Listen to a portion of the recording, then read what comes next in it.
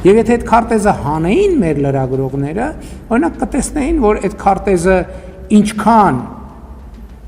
այդ տեսակետից կարա աննպաստ լինի Հայաստանի համար,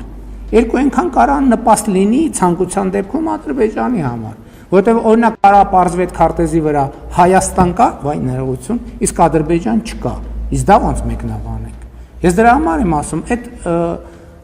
անօգուտ գործողությունը, ել չեմ ասում,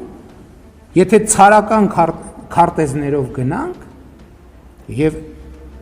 ինչու՞ միայն ցարական, դրանից առաջ սուլթանական, դրանից առաջ շահական, դրանից առաջ խանական, դրանից առաջ խալիֆայական, այդ քարտեզներում ոչ Հայաստան կա, այսինքն Հայաստան կա,